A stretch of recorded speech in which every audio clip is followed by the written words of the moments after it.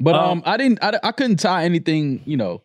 And it's crazy that now we got to listen to every Kendrick release with an ear to see if he's talking to or at Drake. But I didn't take any of these bars as a direct shot to Drake. What about to you? I think it to me. Definitely not me. 4+4. I would. We have Ram Radio. Oh. He talked about radio personalities. Yeah, that is true. But no, I didn't take. Somebody had hit me and was like, "Yo, he's talking to all of y'all podcasters." I was like, I mean, if you feel like that, cool. But overall, the message in the song I thought was cool. I actually feel like a lot of it is what you preach daily. Yeah, this whole thing felt like you could have written it from pod form. It's like a mall manifesto. Yeah, that's the irony of this entire thing. Because I mean, I understand the message he's saying. Like, you know, we need to start talking about addressing more serious things. You know, shit in the community.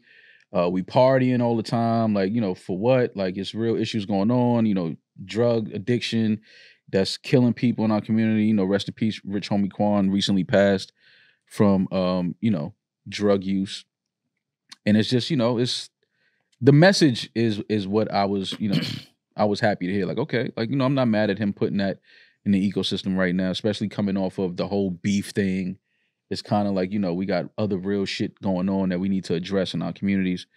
So yeah, for that, I listened to it and I was like, okay, like I would have been really shocked if this was another direct shot at Drake. I would have been like, coming off there's no round twos and then now you drop this. And, you know, I just was like, I was happy that it wasn't that. I do respect the message. I do respect, you know, what he's talking about and what he's trying to bring light to in these bars. But yeah, this is Kendrick, man. We all know this is what Kendrick does best, when he's really rapping and putting bars together. But the message, watch the party die. What does that mean? Does that mean that, you know, we should start taking things more serious? Let's stop acting like there's not issues going on. We can't keep masking our trauma with, you know, lifestyle, partying, drugs, and, you know, buying nice things, which is all, you know, and not to say that partying and material items have never not been part of hip hop since its inception, but it has felt like hip hop, as a reflection of society, has leaned very, very much into prescription drugs, and that in itself has trickled down into pretty much what everything Kendrick is addressing in this entire thing. The party, I think, being the industry and the culture to some degree. And most of that is leaning on drugs, and you can hear it in the music. Not to say that there's not good, positive music out there, and not to say there hasn't been bullshit before, but it feels like the stuff that's being pushed specifically right now is based off ops, gangs, and fentanyl. Yeah. So it's a very destructive energy. I know a lot of people get upset at the person sitting on the soapbox preaching and like, who are you? Who are you allowed to preach to us for? Like, what's your background? But I respect that Kendrick, at a time when he probably has the most eyes on him that he's ever had, coming off that beef plus a Super Bowl announcement, instead of doing something that would really benefit your career, more of a friendly song, even if it was positive, but more of a bop, if you will, or an album or something to really push your streams, put out a very damn near no drums message when you had all the eyes on you. Yeah. I respect it. I know some people wanted to hear either Not Like Us Part 2, an album, another diss record, but I appreciated when the spotlight's on, this is how you decide to use your platform. Yeah. I think it's amazing. The initial, you know, the blanket statement, damn, this shit snooze fest, goes just mid, trash, whatever. I think the people that are saying that's the critique Kendrick's trying to implement. I think he's assuming the role of redirecting the priorities of what hip hop is and restoring it to what Rory said earlier, the foundation of what Maul loves to preach so much about, the integrity and moral aspect, which has clearly been lost in the current state of hip hop over the last however many years. So, and he dropped this, which I think is great. So the VMAs aired last night. Had no idea. Yeah. He released this song at the start time of the VMAs. Which I think was intentional because we're celebrating the very people that he was most likely talking about throughout this song. But yeah, I think it's put in song form, but I would implore people to just read the lyrics because I think it reads more of like a a sermon than a song. And I know people are like, Kendrick's whatever, he beats his girl. Kendrick's not perfect. Nobody in hip hop's perfect. Kendrick can still be an asshole or a piece of shit for that act, for something bad that he did, but it doesn't negate this type of messaging and this type of like product that also I think is extremely important and needs to be shared more in the hip hop community. I mean, I love this record. It's there now, not to get it twisted, there are artists that have been and always have pushed this message. Oh hell yeah! Kendrick didn't invent this. I just think no means am I saying this is him. At the time that he has his biggest spotlight he's ever had on him, this is the message he chooses to do this. Yeah, and I'm not mad at that. I mean, Kendrick's preached this shit his whole career. Absolutely. So I'm not mad at that. It's just I think the timing of this type of record is what kind of threw people off. But I understand why, like you said, him having as many eyes and ears on him, his him streaming as high as he's streaming right now, whenever he drops something, this is the type of message he chose to put in that ecosystem and have, people talking about it, whether good or bad, whether they call it a snooze fest, trash, whatever they want to call it. Sometimes we need to leave the party and go home for a second, regroup. He just want that message to get out there. So, this was a pivot that we didn't expect, but I understand it. I understand why he did that. And, this is what Kendrick does. This is a message that he always tries to put in his songs or in his albums at some point. So it's on brand for him. It's not nothing too far away from what Kendrick has always done. And even though I do love this, and this is more in my bag when it comes to hip hop, I still love party music too. I still love some of that drum shit. But there needs to be some balance. Like I feel like the balance has just shifted drastically. Yeah. There's still a lot of positive shit, but it's just outweighing. Well, like you said, the radio is pushing propaganda, things like that. Like, it's big money in trauma and death and drug use in our culture. Like there's, companies put big money behind those type of messages. So I understand what Kendrick is doing. But we can always party in hip hop. Let's not get that twisted. This is hip hop at the end of the day. Kendrick's last song before this was a party record. Exactly.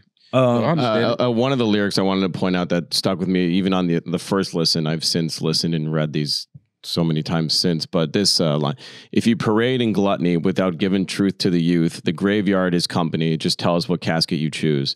That is that. If I were to single out one line from this song, it would be that is like the ethos of what this record to me. You gonna get that tatted? Is. And I love the follow up of the line after. They party more than bitches. Tell me, what are you working for? Yeah. Yeah, and obviously the party is not alluding to, it's the party meaning hip hop, meaning the genre, the system. It's not, a P&D sub. Or corporate and street shit. He covered all facets of what the culture is and the industry is right now. But I mean, if anyone felt a way outside, like if this didn't fall in your ears and this just isn't your type of music, cool. That's your taste. Yeah. But if you were like offended by what he was saying, I think maybe this was about you. Yeah. Yeah. If you was offended by this, anybody offended by this is like... If you were looking like, man, what the fuck is he even talking about? He's talking about you. Mm-hmm. You're the person. You're part of the problem. I mean, but again, it's a pivot. And I'm just glad because again, once we saw the artwork and somebody in the group chat said, I was like, wait, I thought it wasn't no round twos. Like now we back to... But let's remember how strategic Kendrick was in the first round. I'm not saying this is a diss record or part of a second round, or even bait per se. Mm-hmm. But I'm sure it's attached to some bait if need be. This is connected to something if somebody feels like getting froggy.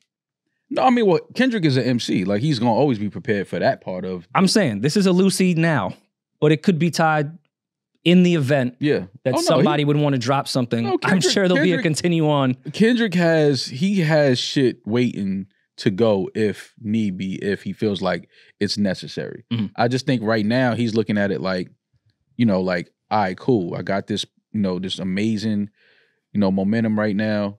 Everybody's looking at me. Everybody's, and anytime I drop something, they're going right to it. This is what I want to put out there right now. I want to put this message out. The genius of it, it's kind of bulletproof if we're putting this within the battle world.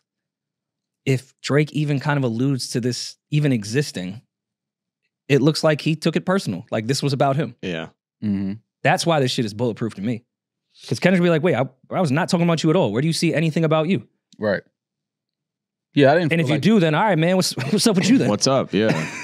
Yeah, people just gotta, again, I think because it's still, the battle is still kind of like lingering and fresh. Mm-hmm. I think people are just, hypersensitive to any bar that may seem like, oh, he's talking about Party Next Door, and he's talking. It's like, nah, I didn't. I'm just saying. I see people online. People online was saying that, and I'm just like, all right, man. But I think that's the miss. I think a lot of people are just looking for the literal and the surface. Yeah. And I think what makes this brilliant is Kendrick's clearly angry, and he's been angry, but now his anger isn't targeted at a single person; it's targeted at the system, and he's. I think, when most artists get angry, they're mad at another rapper and they attack each other. And unfortunately, a lot of times when rappers attack each other, someone ends up dying. Kendrick I don't think he's calling for harm on any single person. He's calling for a change. He literally of the said system. that he was going to find all the radio personalities as corpses. He was talking to you. He wants you dead. Sure. No, but I just think it's really awesome for him to challenge the so-called like the faces behind the scenes, like the thems of the industry, rather than turning his back or like pointing a gun at another artist and be like, this is your fault. I hate just you. This is not about a single person. It's about the whole thing. And oh God, I hate the word duality. I'm going to sound so corny now. Usually it's the industry versus street and vice versa. Street hates industry hates street, tries to manipulate it, profit off it. He was shitting on the street guys too. Wasn't just the industry guys. Yeah. He hit both sides. So I thought that was also interesting because usually when people go this angle, they either go after one or the other. Fun fact real quick, in terms of just important dates throughout this timeline. The Pop-Out show was on Juneteenth. The Not Like Us video was on July 4th. The Super Bowl announcement, which was recent, and then this surprise drop happened on 9/11. So people are targeting like other major dates coming up as potential release dates. Rory, you mentioned tomorrow is the anniversary of Pac's death, which falls on a Friday, which would be a release day. It's also a Friday the 13th. People are speculating that. People are throwing out maybe Halloween is another date. Drake's birthday is another date. Columbus Day is coming up. Columbus Day. When's Victory over Japan Day? True, yeah. Arbor Day, maybe? Arbor Day's in April. What did we say about Damn, Arbor now Day? we have to wait till April for the Kendrick album? Yeah. Because he's like money trees. Hey, wait, niggas Like, be home really you don't trying get to, it? really, they be having think pieces like this, like looking at every fucking holiday. And those think pieces get 1.5 million views in an hour. Oh my God. Yeah. Oh, and But by the way, I think that's cool that happens now from this battle because now people are doing that breakdown reactive shit to like real lyrics. Before that shit was reactions to bullshit. Yeah. I love the kids now that are doing these breakdowns because finally people are breaking down actual hip hop. Yeah, but break it down like calendar dates, like and like where we at? Man. I mean, I like it. People are obsessing over hip hop, not over the bullshit within hip hop. But is it over hip hop or is it over two people that are at odds right now in hip hop? It definitely sparks from a back and forth and rap beef. But if that's what get these kids to actually try to understand lyrics, I'm with it. If that's what it took. Of course it was just because that was going to get clicks, but these kids are doing real research. They're not just bullshitting. Yeah. So if that's what it takes, cool.